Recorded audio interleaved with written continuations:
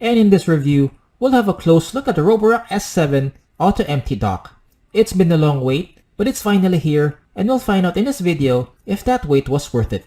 When Roborock unveiled the S7, they also released a teaser of an auto empty base station, and the actual unit isn't far off the render with the same double barrel design, which is a departure from what I've seen in other brands. I've spent the past few days testing this product, examining its features, specifications, and Roborock did add some unique features not found in other auto-empty robots, which we'll look at later. The Roborock app also gets an update with a refreshed interface. It still has the same core features, but with a sharper look and some new additions like this map rotation feature. There's a lot to unpack, so let's get into it. This auto-empty dock is an add-on product to the Roborock S7, and I've asked Roborock if they have plans to sell this as a package like what other brands do, but they haven't committed to anything, so for now, you'll have to purchase this separately if you need the self-emptying feature. There are two color options, white and black, to match the S7 robot. Out of the box, the S7 base station comes in disassembled, but putting it together is easy by tightening these 5 bolts.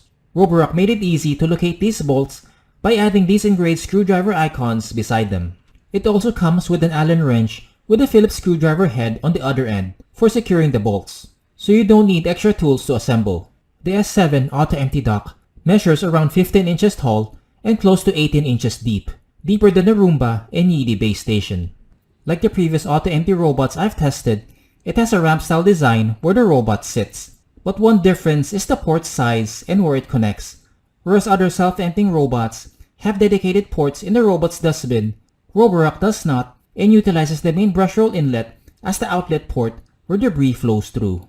Roborock says they did this so larger debris particles will fit, and I've tested it with different types of dirt with varying results, which I'll get to in a bit. One advantage of having the port at the cleaning nozzle is it also picks up any accumulation on a brush assembly, so it's one less thing to worry about for maintenance. Consumers will also get another dustbin specifically for the auto-empty base station. It's an identical design, but with a slot right here, which I think acts as a release valve so air flows smoothly when the base station engages. You'll have to remove this cover inside the dustbin port before attaching the new one. It's easy to spot with the label pointing to it. Another difference is that you can't open the new dustbin, except for this opening on top where the filter sits. It has a bag system with a 3-liter capacity that Roborock says will hold up to 8 weeks worth of debris, and it comes with an extra bag, so you're covered for up to 16 weeks. Users can turn on or turn off the auto-empty feature through the app. It also provides these 4 emptying modes at your disposal. I don't see any difference between these modes, and I'd keep it at the automatic setting for daily cleaning unless you have a big mess to clean up. One unique feature of the S7 auto-empty base station is its twin-cylinder design versus other brands that use a single cylinder. This design isn't just for aesthetics, but has a practical purpose. The first cylinder houses 2 filters. Yes, you heard that right. The S7 base station has 2 filters to complement its bag system. Roborock prioritized filtration with their design and says it captures up to 99.99% of particles as small as 0.3 microns. It comes with a washable pre-motor filter and a HEPA-rated filter, a first of its kind, and it's not something you'd see in other brands. The second cylinder houses the bag, and as I've said earlier, it's a 3-liter bag, which is larger than the Roomba bags I've tested previously. But it doesn't have a sensor inside that notifies users if it's full, so you'll have to check visually at least once a month. Please note that the second cylinder is detachable for easier dirt disposal and cleaning. Plus it has a sensor that notifies users if there's no bag. My preference would be a bag system for auto-empty robots since it seals itself when you pull it out, almost eliminating exposure to allergens. The Roborock app also has a fail-safe feature that disables the auto-empty system if you repeatedly empty it, protecting the vacuum motor from overheating.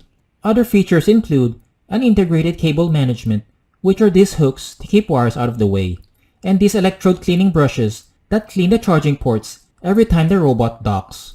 I tested how well the S7 auto-empty base station empties the robot's dustbin on several debris types and quantities. It's something new I'm experimenting with, but it's a good way to test its limitations.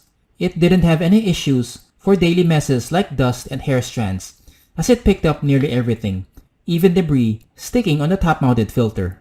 Roborock told me that the port size would fit larger debris, so I tested it with Fruit Loops, and it didn't do well, clogging on this narrow area. While the larger port in theory will accommodate bigger items, there is a limit, so keep this in mind. Next, I tried it with larger messes and filled this room with quicker oats as part of the coverage and efficiency test. This experiment pretty much filled up the entire dustbin, and it's something I wouldn't recommend you do since the auto-empty dock can't deal with this quantity. I tried to empty it twice, but it didn't get much.